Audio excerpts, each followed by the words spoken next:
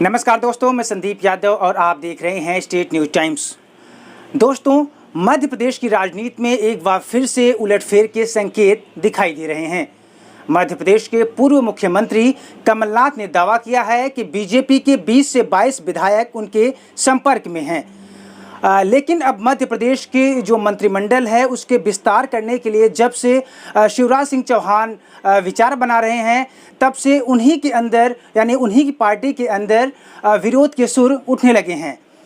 कारण ये है कि जो पहले के मंत्री रह चुके हैं उनको दोबारा से मंत्रिमंडल में जगह देने की बात हो रही है।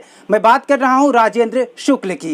राजेंद्र शुक्ल एक ऐसे कद्दावर नेता हैं मध्य प्रदेश की राजनीति में जो शिवराज सिंह चौहान के काफ़ी करीबी माने जाते हैं। उनको एक बार फिर से मंत्रिमंडल में जगह देने की बात चल रही है। इसको लेकर वहाँ के जो लोकल कार्यकर्ता हैं, जो एबीपी के कार्यकर्ता हैं, जो कि एबीपी एक बीजेपी की संगठन है, छात्र संगठन है, उसमें एक विरोध के सुर उठने लगे हैं। वहाँ के तो तमाम जो नेता हैं उनका मानना है कि नए जो नेता हैं उनको इस बार मंत्रिमंडल में जगह दिया जाए। लेकिन आपको बता दें कि जिस तरीके से एक बार वो कमलनाथ ये दावा कर रहे थे कि 20 से 22 विधायक बीजेपी के हमारे संपर्क में हैं, तो एक बार उसे झूठा बताया जा रहा था। लेकिन अब अगर बीजेपी में अपनी ही पार्टी में एक बार फिर से अगर विरोध के सुर उठने लगे तो वो एक बार दोबारा से उस पर गौर करने वाली बात होती है।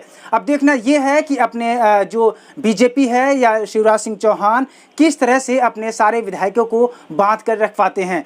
आपको बता दें कि इसके पहले वहां पर कांग्रेस पार्टी के कमलनाथ के नेतृत्व में वहां पर सरकार चल रही थी, लेकिन उनके ही एक कद्दावर नेता ज्योतिरादित्य सिंधिया जब से वो पार्टी छोड़कर गए हैं तो उनके जितने भी समर्थक विधायक थे उन्होंने भी कांग्रेस पार्टी छोड़ दिया।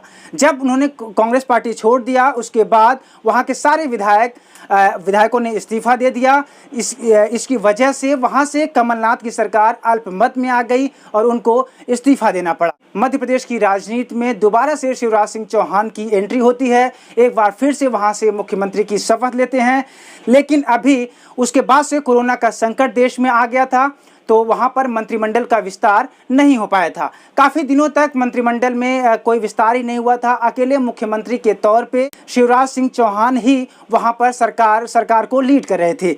लेकिन उसके बाद कुछ दिन बाद जब काफ़ी दबाव पड़ा तो 5 लोगों की एक छोटी सी मंत्रिमंडल बनाई गई, जिसमें से 3 बीजेपी के कोटे से और 2 ज्योतिरादित्य सिंधिया के कोटे से मंत्री बनाए गए थे। लेकिन अब एक बार फिर से मंत्रिमंडल को विस्तार देने की बात चल रही है, जिसमें से टोटल 23 या 24 मंत्री बनाए जाएंगे, जिसमें से 8 से 10 ज्योतिरादित्य सिंधिया के जो उनके समर्थक हैं, जो वहां से कांग्रेस छोड़कर गए हैं, जो विधायक, उनको मंत्री बनाने की बात चल रही है। अब आपको लगता है पहले से वहां के जो विधायक बीजेपी के थे, क्या आपको लगता है कि वो संतोष कर ले जाएंगे अगर ज्योतिरादित्य सिंधिया के कोटे से 10 या 12 मंत्री बनाए जाते हैं? तो इस बात का पुख्ता सबूत मिलता है कि जो कमलनाथ ने दावा किया है कहीं न कहीं वो सच साबित हो सकता है। उसके बाद से दोबारा से उनके कमलनाथ की सरकार की सत्ता में वापसी हो सकती है। दोस्तों, आपको ये वीडियो कैसी लगी हमें कमेंट करके ज़रूर बताइए। साथ ही साथ वीडियो को पूरा देखने के लिए आपका बहुत बहुत धन्यवाद।